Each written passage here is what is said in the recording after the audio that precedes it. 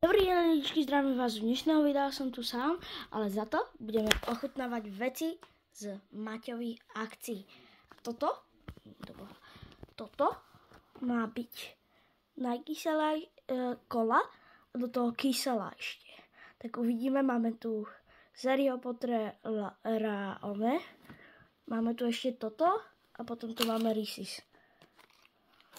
Dobre, tak vrhneme sa najprv na toto. To už rovno máme otvorené, to som si prichystal pred. No, tak toto, no, zoberme ten väčší, tak toto vypadá. No. Mňam. Je to dobré. Objednal som si sír a kečup a sú strašne dobré. Tak môžeme si po porade rovno, toto si otvorím. A dobre, máme to otvorené, toto môžem dať preč. A ideme to ochutnať.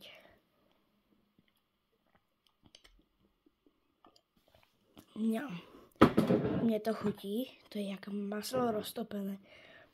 Je to dobré, je tam maslo a ešte niečo, ale je to dobré, ňam.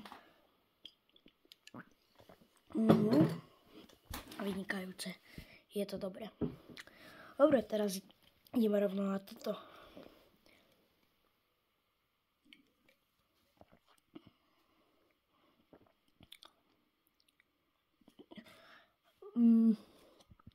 Cítim iba citrón a kofolu. Vôbec to není také kyselé, toto som si už otvoril.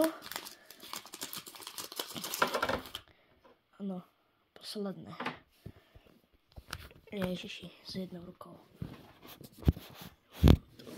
Super. S jednou rukou pracovať, super. Úplne nice. Nice, let's go. No, tak toto vypadá. Taký koláčik.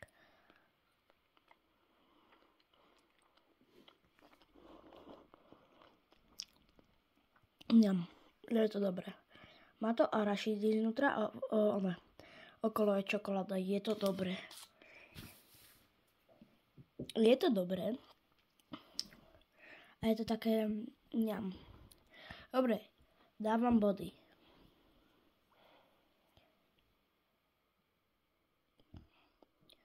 Šesť 10. 10. Mne to chutí. Tomuto dávam 11 z 10 a dám 9 z 10. Tam by trebalo viacej cítiť ten kečup. Ináč to je dobré.